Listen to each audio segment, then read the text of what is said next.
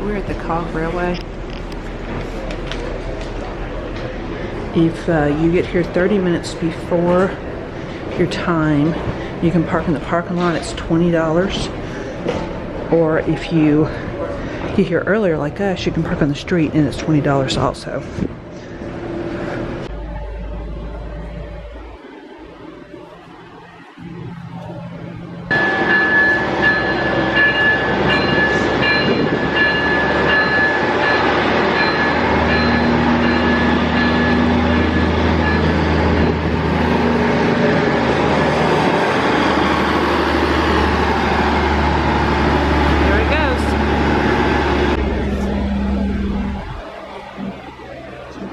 Elevator, little gift shop,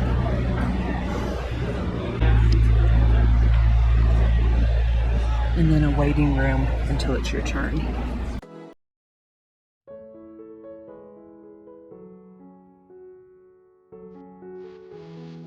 Get a lot more colder up there than it is down here, about 30 to 40 more degrees colder. So with that being said, all aboard!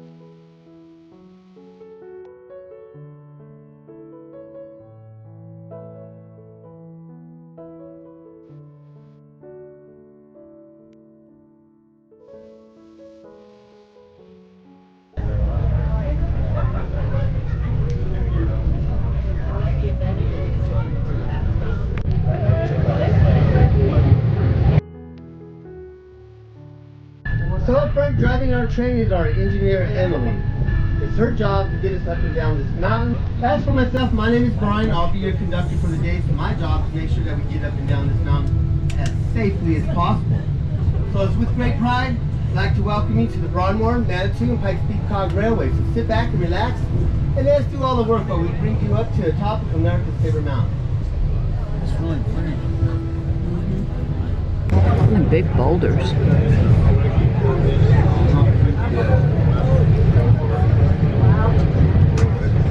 So coming up on our 2C side is a little park known as Deer Park. So make sure you keep your eyes peeled. There may be deer about. I can't promise you there will be, but what I can promise you, if you take a look far back there, not too far back, but at the cinnamon color looking trees back there, those are known as ponderosa pine trees. It takes about 80 years for those to mature and turn that color. On the Pikes Peak. One actually starts on the other side of the parking lot down there by the Cog Railway. It's known as the Bar Trail. That's a 13-mile hike up to the top. It takes the average hiker 8 to 10 hours to get to the top from there. At mile number 6, though, they actually have a campground. It's known as the Bar Camp. So during the summertime months, you can reserve a tent and go camping up there, or just bring up your own tent and go camping yourself.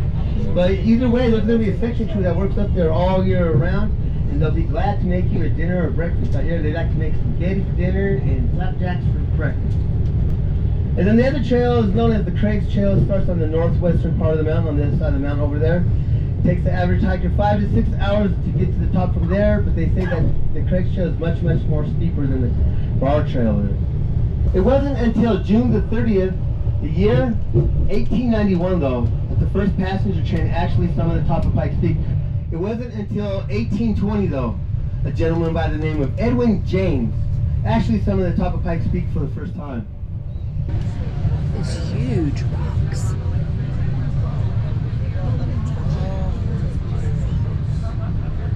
Alright, well perhaps maybe you might have noticed some of them large boulders out there on the 2C side. Those are known as Pikes Peak granite. What makes up this granite is mica, feldspar, and quartz. You're going to see some unusual shapes and sizes along the tracks today. What makes this happen is a simple process called ice wedging. Basically all ice wedging really is when water seeps into the cracks and crevices of these rocks, and when it freezes it expands, and that's what's going to break apart the rock to give it some unusual shapes and sizes. So coming up on the 2-seat side is a singular rock formation that kind of sort of looks like a diamond. So we went ahead and named this one Diamond Rock. Oh, that's where you're at.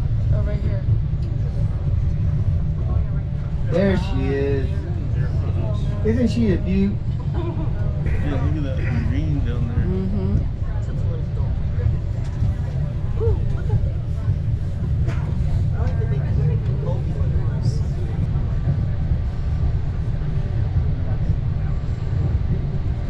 There's like a platform or something. All right, so coming up on our 2-seat side is going to be our first falls of the day. What is that up here? This falls is named after a couple of ladies that lived up here in the early 1800s by the name of Rose and Emma. So we went ahead and named it Rose and Emma Falls.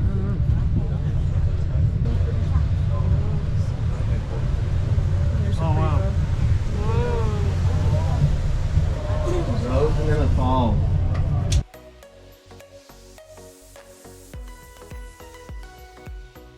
So coming up on our 3-seat side is our second falls of the day. These falls are actually higher than Niagara Falls. Once again, don't look up, look straight across. The name of these falls are called Minnehaha Falls. Alright, I know what you're thinking. I didn't say it was taller than Niagara Falls. I said it was higher than Niagara Falls. Higher in elevation, that is. Every 100 feet of forward motion, we're going to gain 25 feet in elevation. So the name of this hill is called Son of a Gun Hill.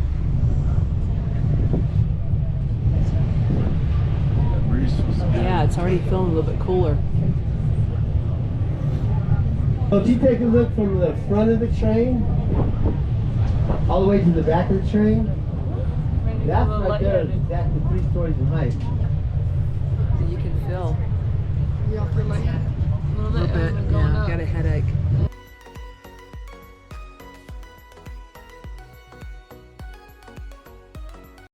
Coming up on our 3-seat side though, once upon a time, long time ago, there used to be a 1-room for a trapper cabin. With all the hikers coming through in the Cog Railway, they turned this 1-room for a trapper cabin into a 22-room grand hotel.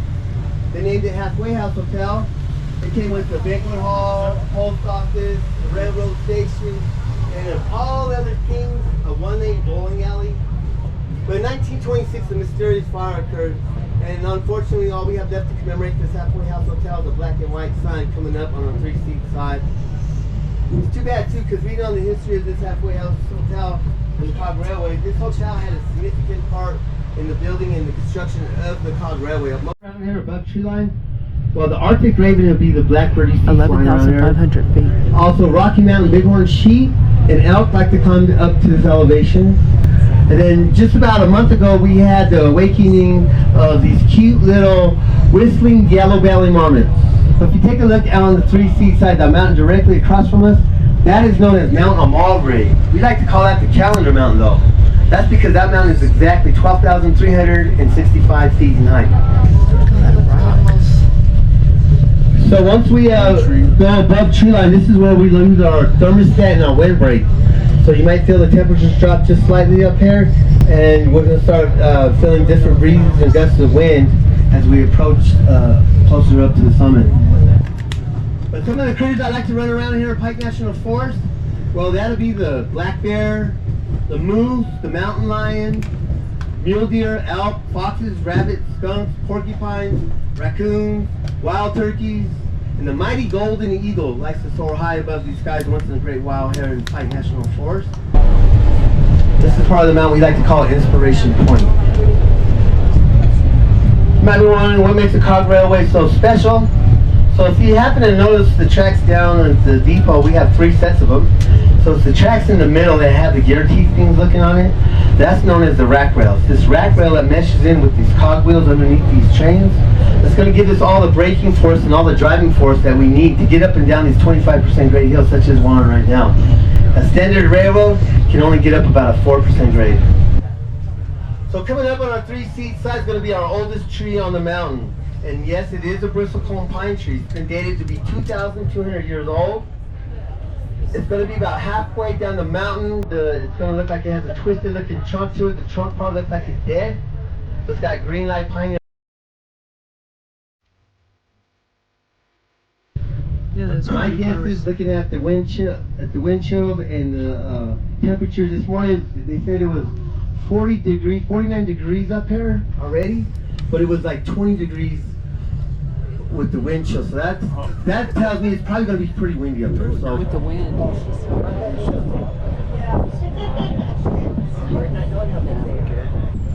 There's like a little cabin. It's like sound of music. I know. all right, so coming up on our 2-seat side, that building structure right there, that's the old section crew house. In fact, the boss and the family used to live up here. The section crew would work up here all year round. Luckily for them, though, they can go home every night to their wonderful families. It may look like this building structure is at an angle, but it's perfectly level on the side, folks. It's us who's still going up at the angle.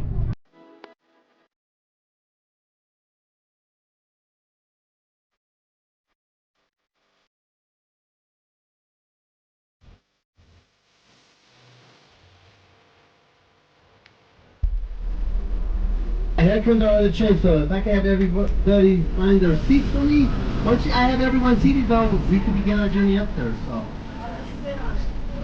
Now, as long as it takes for us to find our seats, as long as it's going to take for us to get going here.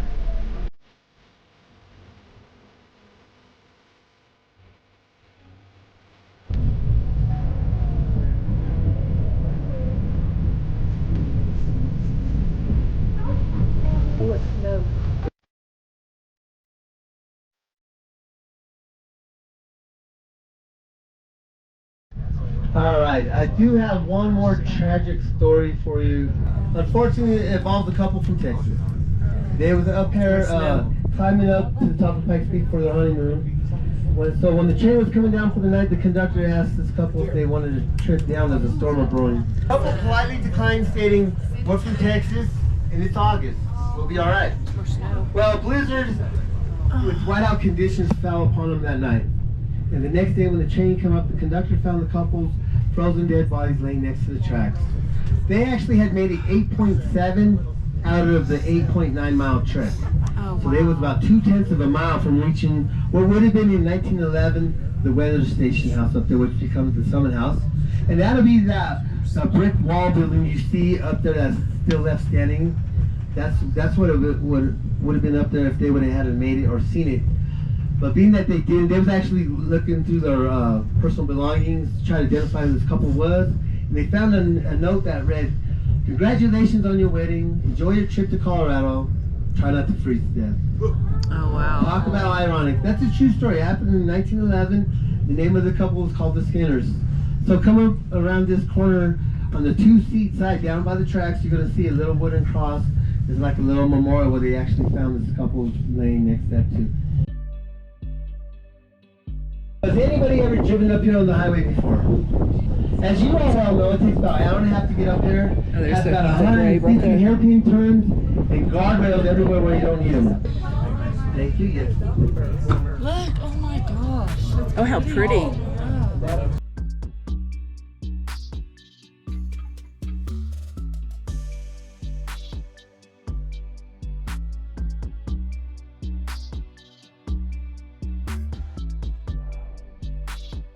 I'd like to welcome you to the summit of Pikes Peak, 14,115 feet. All right, so once you get out on the platform, views are going to be to your right, and the summit house is going to be to your left.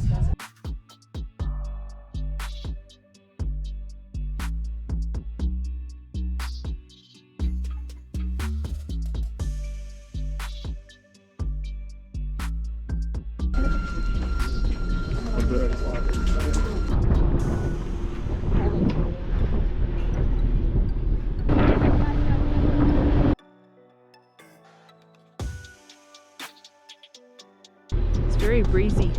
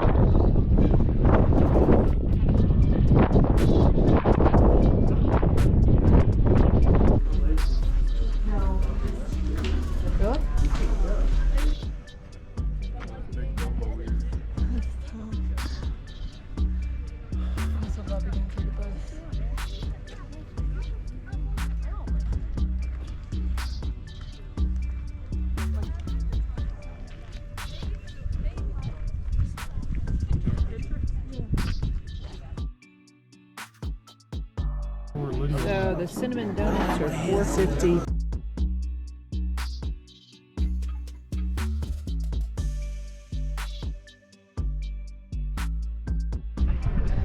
Yeah, the donuts were pretty good. Let's take a look. Them donuts were pretty good.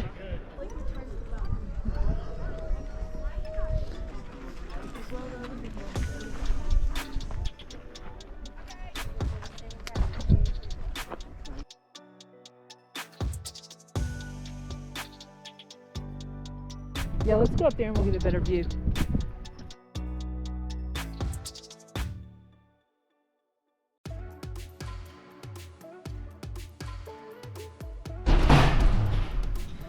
Pikes Peak Bigfoot.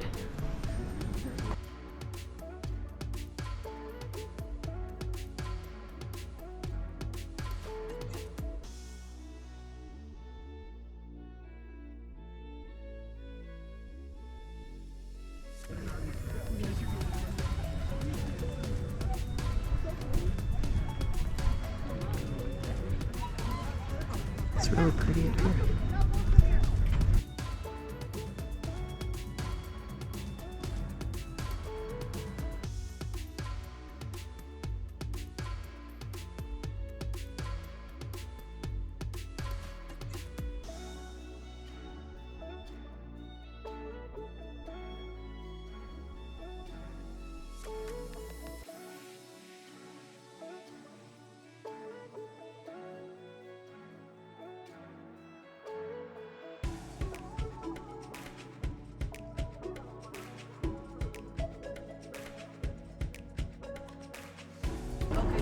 It's so pretty up here.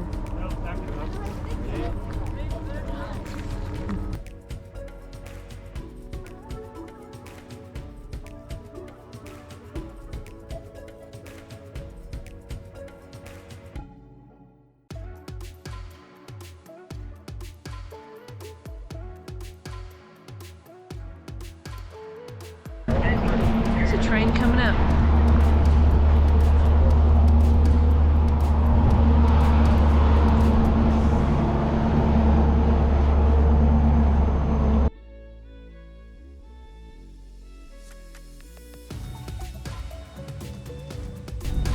Good photo ops, for real. Yeah, for real. It's very pretty up here. So